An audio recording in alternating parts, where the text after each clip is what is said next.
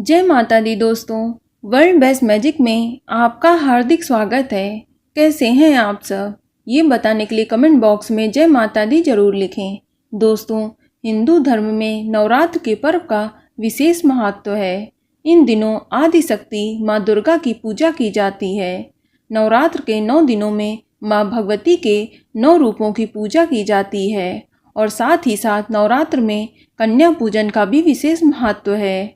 देवी भगवत पुराण के अनुसार नवरात्र पर्व के अंत में कन्या पूजन जरूरी माना गया है। कन्या पूजन के बिना नवरात्र व्रत को अधूरा माना जाता है।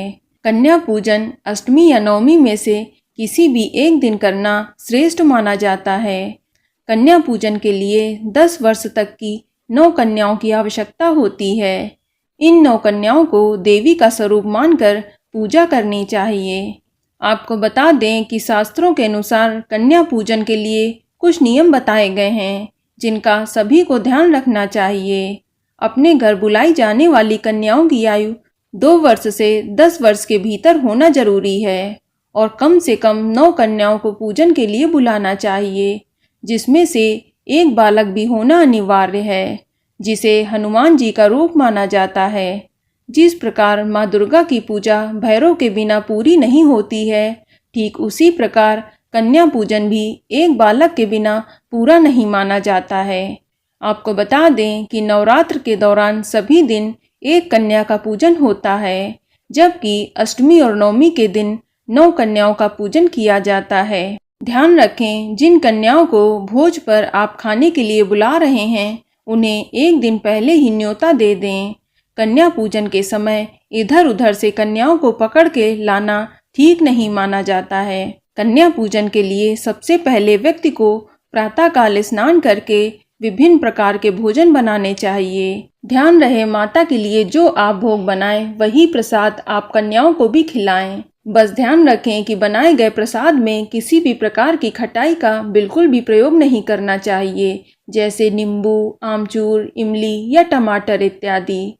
शास्त्रों में माँ दुर्गा के भोग में खटाई का प्रयोग बिल्कुल वर्जित बताया गया है। इसके अलावा आप ये भी ध्यान रखें कि कन्या भोजन में आप प्याज लहसुन का प्रयोग भी बिल्कुल ना करें। और आपको बता दें कि अगर आप कन्या भोज में कुछ नमकीन बना रहे हैं तो इसमें आप सफ़ेद नमक का इस्तेमाल ना करें।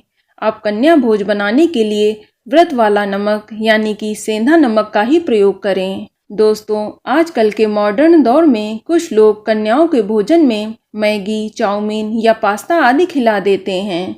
उनका ये सोचना होता है कि आजकल के बच्चे हलवा, पूड़ी, चना आदि पसंद नहीं करते हैं और मैगी, पास्ता वे प्रेम से खा लेते हैं। तो मैं आपको बता दूं कि अगर आप भी ऐसा कर रहे हैं तो आप माँ जगदम्बा को प्रसन्न नहीं बल्कि उन्हें रुष्ट कर रहे हैं।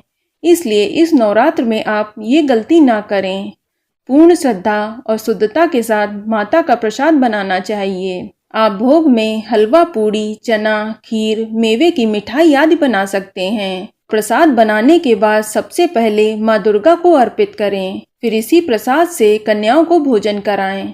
कन्याओं को उपहार में ऐसी चीज दें जो कन्याओं के काम आए, क्योंकि जितने लंबे समय तक कन्याएं उस उपहार का प्रयोग करेंगी, उसका फल आपको उतने समय तक ही मिलेगा। दोस्तों, कन्याओं को भोजन कराने से पहले उनके पैर शुद्ध जल से अवश्य धोएं और उन्हें अच्छे से पोंछ दें। फिर इसके बाद कन्याओं को स्वच्छ आसन में बिठाना चाहिए। कन्याओं को एक साथ बैठाकर उनके हाथों में रक्षा सूत्र बांधना चाहिए और माथे पर रोली का टीका लगाना चाहिए। फिर कन्याओं को पेट भर के भोजन कराना चाहिए। इसके बाद उन्हें कुछ दान दक्षिणा और उपहार भेंट में अवश्य दें।